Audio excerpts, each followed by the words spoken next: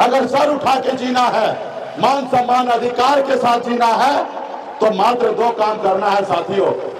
एक काम, एक रोटी कम खाइए, लेकिन अपने बच्चे को पढ़ाइए, लिखाइए, काबिल बनाइए।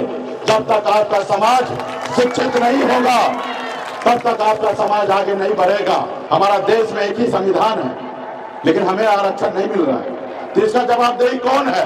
ये दोषी कौन है? इसका दोषी जो पहले सरकार में था वो दोषी है, जो आज सरकार में दिल्ली में है वो दोषी है, और तीसरा दोषी आप और हम है, क्योंकि हम अपने हक अधिकार के लिए लड़ाई नहीं लड़े साथियों। आज मैं यूपी जाता हूं, बिहार जाता हूं, झारखंड में जाता हूं, मैं देखता हूं 137 जिला घूमता हूं, और मैं देखता हूं कि एक भी जिला में निषाद का बेटा कलेक्टर नहीं है। अगर हमें आरक्षण मिल गया होता तो आज निषाद का बेटा सिर्फ मछली मारने के लिए मजबूर नहीं होता। एक तरफ मोदी जी को प्रधानमंत्री बनना है, एक तरफ विपक्ष के लोगों को प्रधानमंत्री बनना है, और ना ही आपको बनना, ना हमें बनना है। हमें तो सिर्फ आरक्षण चाहिए ताकि यूपी, बिहार, झारखंड में 5 करोड़ निषाद के चेहरे पे मुस्कान आ सके, उनके घर पे खुशियां आ सके। और इसके लिए लड़ाई है कि एक हाथ से दो, एक हाथ से लो। आरक्षण नहीं तो गठबंधन नहीं, और गठबंधन नहीं तो वोट नहीं, और वोट नहीं तो दिल्ली का सरकार नहीं। जो हमारी फिक्र करेगा हम उनकी फिक्र करेंगे, जो हमारी फिक्र नहीं करेगा हम उनकी फिक्र नहीं करेंगे साथियों। सबसे बड़ी बात यह है, और मेरे मीडिया के साथी जो है वो ख्याल ध्यान से सुनिए कि ये जो भीड़ देख रहे हैं ना, ये भीड़ को लाया गया नहीं है, ये अपने मन से, अपने तन मन धन से, अपने खर्चा से यहाँ पे आए हैं। किसी को 1 रुपया दे के बुलाया नहीं है, ये सब अपने बच्चे के हक अधिकार के लिए आए हैं। मैं तो चैलेंज करूंगा कि देश के मोदी जी भी अगर आ जाएंगे यहाँ पे और बगैर 1 रुपया खर्चा किए हुए इतना बड़ा जन सैलाब को ला नहीं सकते, उनको भी खर्चा करना पड़ेगा, तब ये जन सैलाब आएगा। ये प्यार, ये हक अधिकार के लिए लड़ाई लड़ने के लिए निषाद का माता बहन नौजवान साथी लड़ने के लिए मैदान में उतर गए और अपने हक अधिकार के लिए यहाँ पे आए हैं। इसके लिए आप सभी को सलाम करता हूँ साथियों, सभी को सलाम करता हूँ। आज निषाद आरक्षण संकल्प यात्रा लेके आए हैं। ये यात्रा 25 जुलाई से ही पटना से निकला हुआ है। ये 101 दिन का ये यात्रा है। ये यूपी, बिहार, झारखंड 3 राज्य में हम लोग जाएंगे और 80 जिला जाएंगे और अपने समाज के हक अधिकार की बात करेंगे, उनके आरक्षण की बात करेंगे साथियों। और तकरीबन आज 52 से 53 दिन हुआ है, अभी और भी 45 से अधिक दिन अभी घूमना है। और इस कड़ी में मैं आपके बीच में आया हूँ साथियों। तो साथियों, एक संदेश लेके आया हूँ कि अगर इस आजाद भारत में अगर सर उठा के जीना है, मान सम्मान अधिकार के साथ जीना है, तो मात्र 2 काम करना है साथियों।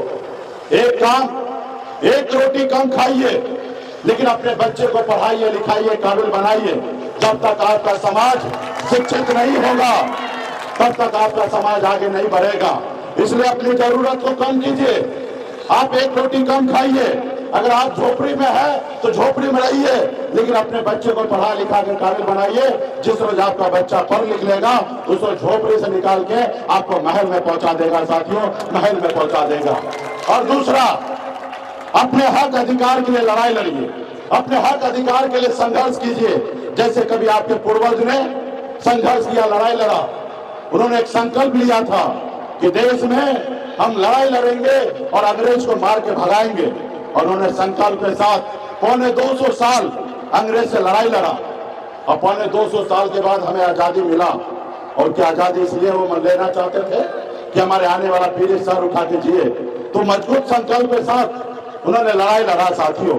उसी तरीके से आप अगर चाहते हैं कि आपके बच्चे का भविष्य बेहतर हो, तो आप भी अपने बच्चे के हक अधिकार के लिए लड़ाई लड़िए। आपके बच्चे के लिए आप ही को लड़ना पड़ेगा, दूसरा कोई नहीं आएगा लड़ने के लिए आपके बच्चे के हक अधिकार के लिए साथियों।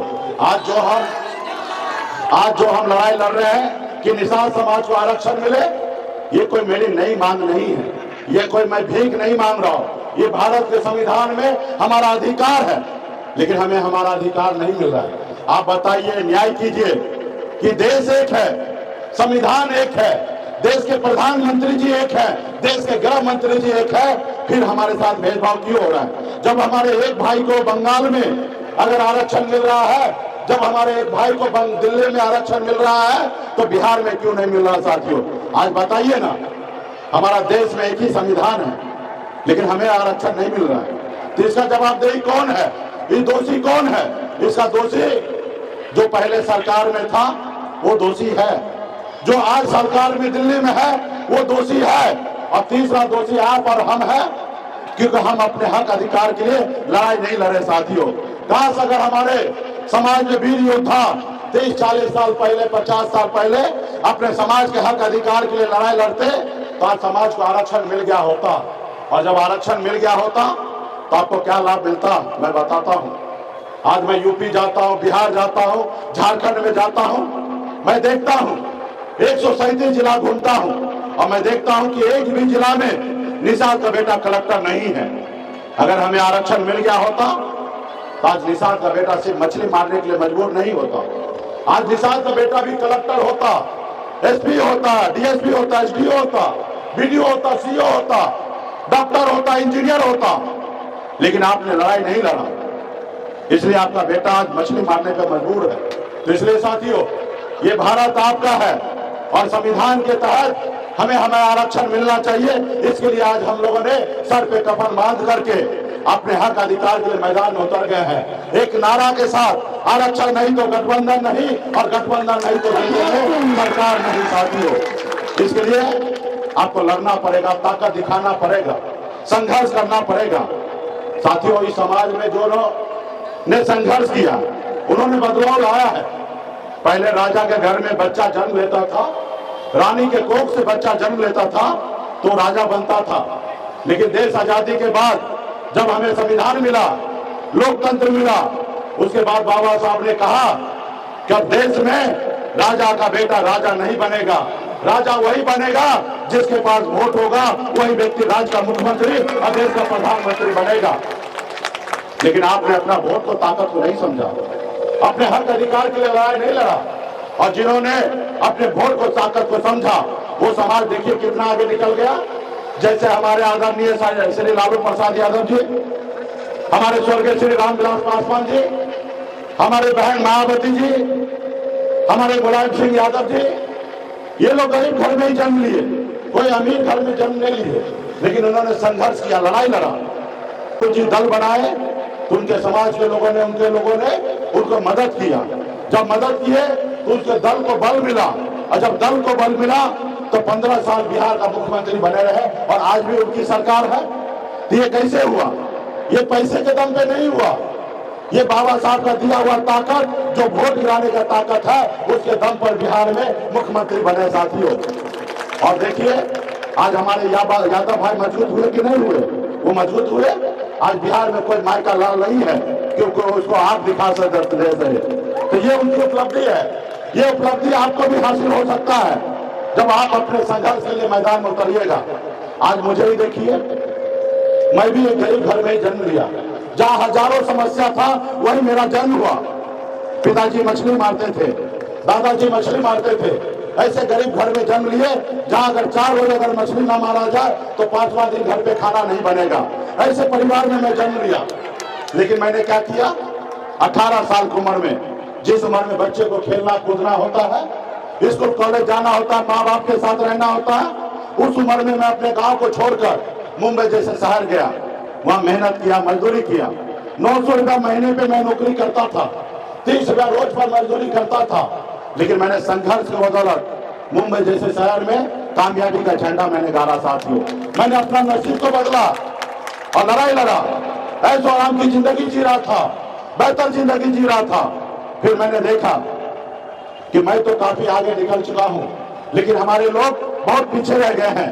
लोग चांद पे घर बनाने के लिए सोच रहे हैं, लेकिन हमारे समाज को इस धरती पे रहने के लिए घर नहीं है, उनके घर पे जाने के लिए रास्ता नहीं है। फिर मैंने बॉम्बे कैशोराम की जिंदगी को छोड़कर अपने समाज के हक अधिकार के लिए लड़ाई लड़ने के लिए बिहार में आ गया हूं साथियों। आज आपने देखा बिहार में 9 सालों में हमें आरक्षण तो नहीं मिला, लेकिन हमने कम उपलब्धि हासिल नहीं किया। 9 साल पहले अगर बात कीजिएगा तो निषाद समाज नाम लेने से लोगों को डर लगता था, घबराता था, और लोग जानता नहीं था, पहचानता नहीं था। आज हमारी पहचान बन चुका है साथियों, लोग हमें जानने लगा, पहचानने लगा। ये कब कैसे हुआ? आपने देखा 2020 के चुनाव में पहली बार आजाद भारत में निषाद का बेटा कल तक टिकट मांगता था, एक टिकट नसीब नहीं होता था, उम्र बिता देता था, चप्पल खींच देता था, एक टिकट नसीब नहीं होता था। लेकिन आपने देखा 2020 में निषाद का बेटा टिकट नहीं मांग रहा था, टिकट बांट रहा था। ये हमारी पहचान है साथियों। आपने देखा हमने 4 विधायक बनाया, अपने दम पर बिहार में मंत्री बना, किसी के मेहरबानी से नहीं बना, और 4 ही विधायक बनाया। आजाद भारत में पहली बार हिंदुस्तान में एक निषाद का बेटा ने 4 विधायक बनाया, और सरकार का चाबी हमारे जेब में था। हम जिनको चाहते उनको बिहार का मुख्यमंत्री बना सकते थे, ऐसी पावर हमारे पास था। लेकिन हमने ईमानदारी के दम पर हमने नीतीश कुमार जी को बिहार का मुख्यमंत्री बनाया, ईमानदारी के रास्ते पे चलकर। ये हमारे पास ताकत था। एक कह सकते हैं कि बीत बेलदार दुनिया मला निषाद का बेटा ने अपने दम पर बिहार में मुख्यमंत्री बनाने का काम किया साथियों। ये हमारी पहचान है साथियों। आज यूपी, बिहार, झारखंड में निषाद के बेटा के पास वही शक्ति, ताकत है, पावर है जैसे हनुमान जी के पास था। लेकिन उनको अंदाजा नहीं था कि उनके पास कितना शक्ति है। जब हनुमान जी को याद दिलाया गया कि हे प्रभु, आपके पास अपरंपार शक्ति है, आप 7 समुद्र पार जा सकते हैं। जब हनुमान जी को यह एहसास हुआ तो हनुमान जी ने 7 समुद्र पार करके रावण को, लंका को जलाने का काम किया साथियों। रावण को, लंका को जलाने का काम किया। वही शक्ति, वही पावर आपके पास भी है साथियों। अगर आप बीन बेलदार नुनिया मला निषाद का बेटा अगर एक पैर पे समाज के साथ खड़ा हो जाइएगा तो पटना तो छोड़िए, हम दिल्ली को कब्जा कर सकते साथियों, दिल्ली को कब्जा कर सकते। ये आपकी ताकत है साथियों। अभी 2024 का चुनाव आने वाला है। एक तरफ मोदी जी को प्रधानमंत्री बनना है, एक तरफ विपक्ष के लोगों को प्रधानमंत्री बनना है, और ना ही आपको बनना, ना हमें बनना है।